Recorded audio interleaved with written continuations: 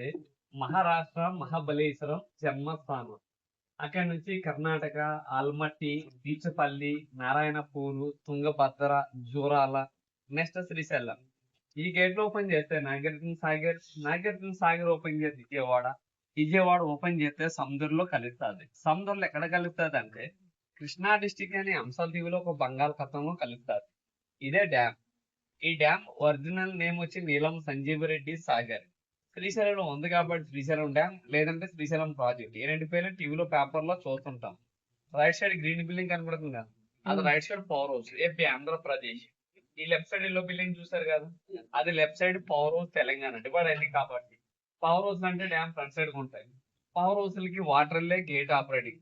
ఈ right side power house ఒకసారి run అయితే 770 మెగావాట్. ఈ లెఫ్ట్ సైడ్ వచ్చి 900. ఇంతకుముందు పవర్ ప్లాంట్ కాల్పుని గుర్తుంది కదా, ఈ లెఫ్ట్ సైడ్ 9 నెంబర్ చనిపోతా. మనకి వాటర్ వచ్చి సైడ్ గానే 16 కిలోమీటర్స్ బయలుదేరితే అక్కమహాదేవి కేవ్స్ విన్నారు కదా, సుమారు 800 సంవత్సరాలు పైబడ్డాను కదండి ఇది. అక్కడ 1,00,000 సంవత్సరాలు ఏర్పడ్డ కేవ్స్ ఒకటి ఉందండి పురాణ వస్తువులు చెప్పిన లెక్కల ప్రకారంగా. అక్కమహాదేవి కర్ణాటక. మల్లికార్జున స్వామి ఒక స్వరూపాన్ని చూసి పెళ్ళంటూ చేసుకుంటే ఆ మల్లికార్జున స్వామినే పెళ్లి చేసుకోవాలని వీరశైలి మతస్థురాలు ఒంటి మీద నూలు పోగు లేకుండా ఇక్కడ మల్లికార్జున స్వామి దర్శనానికి వచ్చిందండి ఆమె ఇక్కడ మల్లికార్జున స్వామి దర్శించి 1,00,000 సంవత్సరాలు ఏర్పడ్డ కేవ్స్ లోపలికి వెళ్ళి దాదాపు 12 సంవత్సరాలు తపస్సు చేసింది. ఆమె తపస్సు ప్రతిరూపంగా శ్రీ భ్రమరాంబ మల్లికార్జున స్వామి ప్రత్యక్షమై ఒక స్వయంభూ శివలింగాన్ని నిలిపించారు కేవ్స్ లోపల. మన శ్రీశైలంలో ఉన్నది జ్యోతిర్లింగం అంటాం, అదేం స్వయంభులింగం.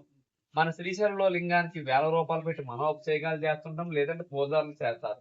కానీ ఆ కేవ్స్ లోపల ఉన్న లింగానికి నేచురల్ గా అభిషేకం జరుగుతూనే ఉంటుంది. అక్కడ 365 రోజులు అభిషేకం పడతానే ఉంటారు. ఆ పడే వాటర్ ఎక్కడి నుంచో వస్తుంది, ఎవరికి చిక్కని ప్రశ్న అండి ఇప్పుడు వరకు. ఆమె అక్కడ కొంతకాలం తపస్సు చేసి దానికి ఆపోజిట్ లో పండు ఒకటి ఉందండి, కదిలీవనం అంటారు. ఆమె అక్కడికి వెళ్ళి కొంతకాలం తపస్సు చేసి అక్కడే శివుడిలో ఒక జ్యోతి రూపంలో ఐక్యమైపోతుంది. మీరందరూ ఇక్కడ స్వామివారి దర్శనానికి వెళ్ళారు కదా, ఇంతకు ముందు గాని ఈ రోజు గాని మీలో శ్రీశైలం లింగం తాకిన వాళ్ళు ఎవరైనా ఉన్నారా? లింగం తాకడానికి వెళ్ళిన వారికి అయితే గర్భగుడి విగ్రహాలు కనబడతాయి. మీరు గర్భగుడిలోకి వెళ్ళేటప్పుడు ఫస్ట్ దూరం దాటినట్టే లెఫ్ట్ సైడ్ లో బ్లాక్ విగ్రహం ఉంటుంది, ఆ మక్కమాదేవి. ఎప్పుడైనా లింగం తాకడానికి వెళ్తే గమనించండి, ఆకులు పూలను పెట్టేసి వెళ్తారు. రైట్ సైడ్ 2 విగ్రహాలు ఉంటాయి, యామారెడ్డి మల్లమ్మ చిత్రామప్ప. వీళ్ళ ముగ్గురు కూడా కర్ణాటక వాళ్ళే, మనకలాగా మానవ జన్మెత్తిన వాళ్ళే. శ్రీశైలం గర్భగుడిలో పెట్టారంటే వాళ్ళు ఎంత భక్తి పనులు అనేది ఒకసారి ఆలోచించండి. మనకి ఈ ప్లేస్ వరకే పాతాళ గంగ అంటాం. పాతాళ గంగ ఎందుకు అంటామంటే కాశీ నుంచి గంగా నది అంతర్వాయంగా భూగర్భ జలాల కిందకి వచ్చిందంటారు. అందువల్ల ఈ ప్లేస్ అంత పవిత్రత, ప్రత్యేకత. నది వచ్చి కృష్ణా నది, ఫారెస్ట్ వచ్చి నల్లమల ఫారెస్ట్. డ్యామ్ స్టోరేజ్ వచ్చి 885 ఫీట్స్ అండ్ చెట్లు మొదల వరకు. ఇప్పుడు నార్మల్ డీప్ చూసుకుంటే 875 ఫీట్ ఉంది. ఇదే పాతాళ గంగలో చంద్రగుప్తుడు అనే మహారాజు తన కూతురు సాపవల్ల పచ్చల బండ అయి ఉన్నాడు. అందువల్ల చూడటానికి వాటర్ అంతా గ్రీన్ కలర్ లో ఉంటారు. ఇదే వాటర్ చేతో తీసుకున్న వాటర్ బాటిల్ పట్టుకున్న ఫ్లోర్ వైట్ గా ఉంటుంది. ఈ డ్యామ్ లో ఉన్నంతసేపే గ్రీన్ కలర్.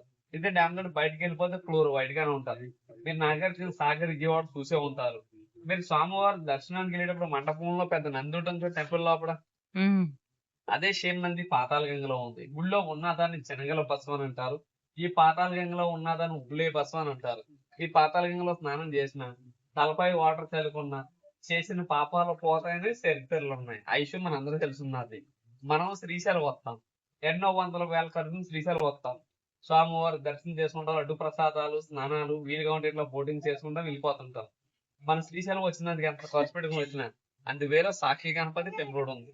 కంపల్సరీ శ్రీశైలం వచ్చేటప్పుడు అయితే కానీ వెళ్ళేటప్పుడు అయితే కానీ మన గోత్రనామాలు చెప్పకుండా సాక్షి గణపతిని దర్శించుకోవాలంటండి. ఎందుకంటారే, కైలాసములో తన తండ్రి ఎదురుకుండా శివుడి ఎదురుకుండా సాక్షిని పలుకుతాడు అన్నమాట. ఎవరెవరు శ్రీశైలం వచ్చారు, ఎవరెవరు శ్రీశైలం రాలేదనేది. త్రేతాయుగంలోని శ్రీరామచంద్ర ప్రభు స్వామివారిని దర్శించి ఆ సాక్షి గణపతిని సందర్శించినట్టు చరిత్రలు ఉన్నాయి. అందువల్ల సాక్షి గణపతిని పిలువబడుతుంది.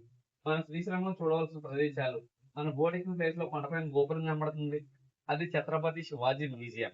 అమ్మవారి టెంపుల్ బ్యాక్ సైడ్ ఉంటుంది. శివాజీ చరిత్ర అంతా దాంట్లోనే ఉంటుంది. దాని కిలోమీటర్ దూరంలో యామారెడ్డి మల్లమ్మ కన్నీరు ఆశ్రమం ఉంటుంది. చెక్ పోస్ట్ దాటిన తర్వాత సాక్షి గణపతి, పాలధార పంచదార, అటికేశ్వరం, శిఖరం. శ్రీశైలం నుంచి 22 కిలోమీటర్ లాంగ్ జర్నీ చూసుకుంటే కామేశ్వర టెంపుల్ విన్నారు కదా. వాళ్ళు జీపులు మాత్రమే నడిస్తే వేరే వెహికల్ వెళ్ళి ఒక మనిషికి 1000 రూపాయలు తీసుకుంటారు. శిఖరం కామేశ్వరం 2 కిలోమీటర్ల ముందుకెళ్తే లెఫ్ట్ సైడ్ లో ఉంటుంది దారి అది. అది కూడా మన వర్షాల కారణం చేత రోడ్డు కొట్టుకుని రోడ్ సరి చేస్తున్నారు, దానివల్ల బంద్ చేశారు.